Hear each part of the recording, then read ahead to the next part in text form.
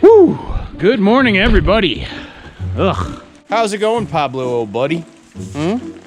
Well, I guess as you guys can tell, we're getting our first wintry mix. Eeh. I was wondering how long before something like this would happen, and I guess I now have my answer. How's it going, buddy boy? How are you? You just been hanging out outside all day? So have the geese. Go figure. There we go. That way we don't have any mishaps. Okay. Good boy. How's it going, you? How's it going, you? You're all muddy and slushy. You don't care. You don't care one bit. I can tell. So today's actually going to be kind of a big day on the farms because our farm is going to radically change by the end of this video, and I don't think you're going to want to miss this one. Release the Kraken!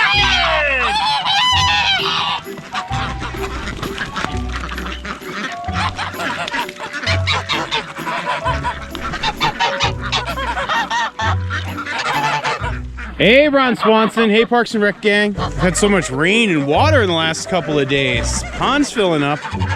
That's for sure. How's everybody doing?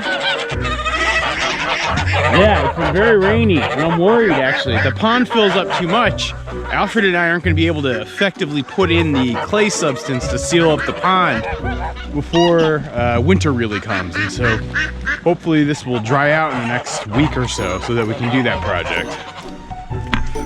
Rise and shine, chickens. Out you go, come on. Yeah, I know, it's snow. You've never seen snow before, have you, Bard Rock? Dottie and Blanche have seen snow before, but none of the other chickens have seen snow, so it'll be interesting to see how they react this morning.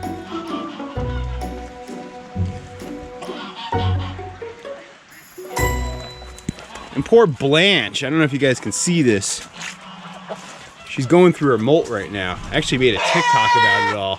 Blanche is in the middle of losing her feathers. If you look even more closely here, you can see a whole new round of feathers is growing in. You better hope those feathers grow in quick, girl. It's gonna get cold soon, really soon. How are you doing, Mr. Pablo? Looking to get out of the weather? I can understand. How are my new drakes? They're looking good. Some goose got in here. You're not supposed to be in here.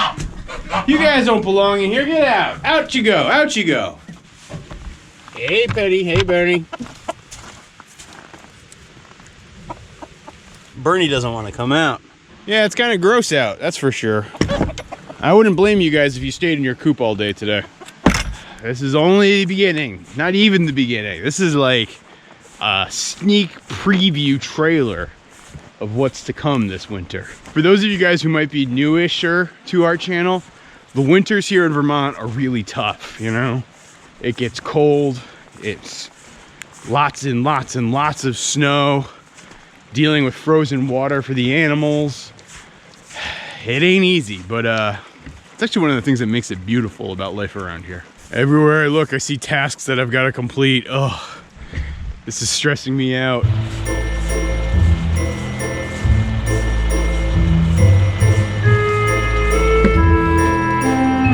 Oh boy.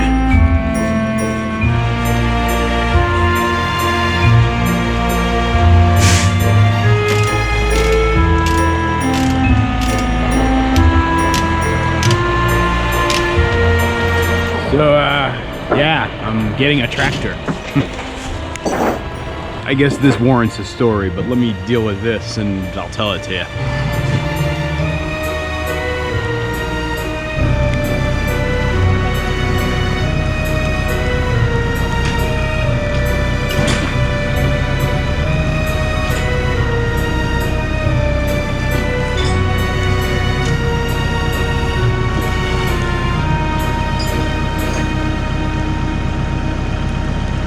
When are you gonna get a tractor? You should really get a tractor. Your life would be way easier if you got a tractor. Dude, why no tractor? I don't plan on getting a tractor anytime soon. I don't think owning a tractor is gonna make me any happier than I am today. And that is my rant on why I'm not getting tractors. Go watch some other video, hit the subscribe button, go about your day, and I'll see you guys here next time on Goldshaw Farm, where we're trying to build a farm in Vermont.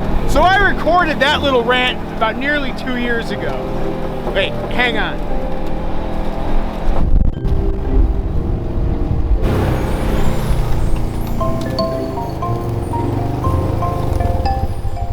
So yeah, I guess what I was saying is I recorded that little rant about 2 years ago. And looking back on it now, I kind of have to chuckle. It's like so funny how certain you can be about some things at some times without actually stepping back and realizing that your situation might change. Right now I'm actually on the far back side of our property in kind of the area that used to be pasture, but this point is really starting to overgrow. And I'm actually checking on something. When I butchered the geese, this is where I put the remains. I'm kind of back here right now, just sort of checking to see if anybody's been in through here. I actually set up these trail cameras here, and another one over there, and another one over there, another one over there. All in the name of seeing what sort of animal activity comes out here. While I try to use most of the animal that we butcher, whether it's for us to eat or for Toby to eat, sometimes there's certain things like the feathers or the heads that I don't really want Toby eating. And so I brought it back here to be consumed by the coyotes and bears and other wildlife. I'm kind of curious to see who actually came out here. So let's check the cameras. So let's find out what's on those SD cards from my trail cameras. And by the way, guys, say hello to my editing assistant. Meow. All right, let's see what's in there, Lil, huh? Nothing, just me setting up. Nothing. Nothing, it looks like. Let's just double check. Yeah, that's just probably the wind. You get a lot of false images with these cameras. Nothing. Whoa, what is that? That a little bit bigger. Is that a moose? Looks like, no. That's a cow. Holy smokes, what's a cow doing wandering around my pasture? Crazy. All right, let's see if there's more footage of this. Oh yeah, there's that cow again. Wandering around in the background. Bloop. Going through the woods. Somebody's cow must have snuck loose. It's entirely possible. Pretty much, there are three farms technically that border our property that have cattle. So that's not insane, but it's kind of funny to see. And then this is me earlier this afternoon while I was shooting the video with you guys, talking to you guys. Actually, you can see me talking to the camera and walking around. So that's kind of weird and meta, but that's what happens when you make YouTube videos. All right, let's see if we can find more information on this cow or cows that are wandering around. Okay, no. Ooh, what's that?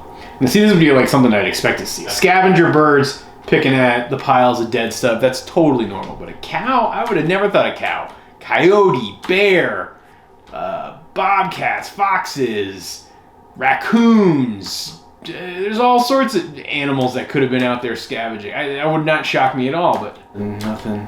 Whoa, hey, there's the cows again. I'm just watching them. Oh my gosh, it's a whole herd of cows. Look at that, a whole bunch of cattle. Look like beef cattle. I bet that's actually the farm on the back, sort of called the northwestern corner of our property. Borders on it. Yeah, those definitely look like beef cows, so not the dairy that's next to us. Yeah, more cows, yeah. Look at that. These are some nice cattle, some calves coming through. Holy smokes, it's a big herd. If I was my neighbor, I guess I should call my neighbor and let him know. I mean, so this footage is from like, I don't know, 3 days ago. So I don't know. Maybe the cows are still out there? I don't know. That's kind of weird.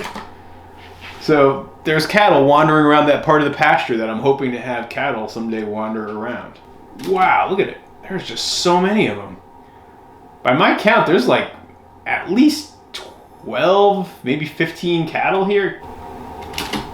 Hey, they're going back the other way now. Wow, they're like, oh, hey, yeah, oh, yeah, that's my neighbor. That right there is my neighbor, that guy. I know him. And yeah, okay, so he's driving his cattle back. So you know, Lil, that's kind of crazy, huh? Think that we had cattle wandering around the farm. My dream is to someday be grazing a beef cattle herd that size around my farm, and so the idea that they broke loose from my neighbor's place and came over here, I don't know, I guess that kind of makes me happy. All right, I'm gonna send you guys back out to me while I was back out in the pasture. Say goodbye to everybody, Lil. Bye-bye, bye. She doesn't like being on camera very much. You know, for so long, I've had dreams of reclaiming this pasture, and I'm actually starting to get to the point where I think it's about time. And also for so long, I've used this ATV as like pretty much my only workhorse here on the farm. It's been either, you know, on my back or the back of that thing, and that's about it. Occasionally I would hire a neighbor or a friend, but my day-to-day work was always limited by the equipment that I had available to me at that point in time. Well, for a little while now, I've actually been saving up money. I've been setting a little bit of money aside every month for, gosh, a little over a year now. Nothing crazy, but just setting aside some savings over and over and over again. And a couple of weeks ago, I actually hit the point where I had enough money saved that buying a tractor was gonna be a realistic thing. It's always something that's been in the business plan of the farm. I just didn't know how long it was gonna take for me to save the money to get it. And so yeah, I am absolutely eating those words I said a couple of years ago, and I did end up buying a tractor for the farm. Why did I buy a tractor for the farm? Well, I got a number of reasons for it. Number one is I actually have a lot of work around the property that I could be doing or should be doing, whether it comes down to logging or just clearing brush or reclaiming pasture that I'd really like to use it for. Doing all of my snow removal with just a plow on this guy has gotten kind of old for me. It was fun and novel at first. Usually I find myself plowing and clearing snow about 75 days a year. And when you do it with like a little blade on front of this guy, you might have to do it 3 or 4 times a day if you're having a big storm. It's just getting kind of old. And then I also have some broader planting and agriculture plans that I will talk a little bit about in a future video. The fact that I've been waiting for years to actually make this move made me feel confident in making the move. And so when I finally hit that magic number where I was able to have enough saved to buy a tractor without going into debt, I went for it. So you guys want to go check out the tractor? I'll show it to you.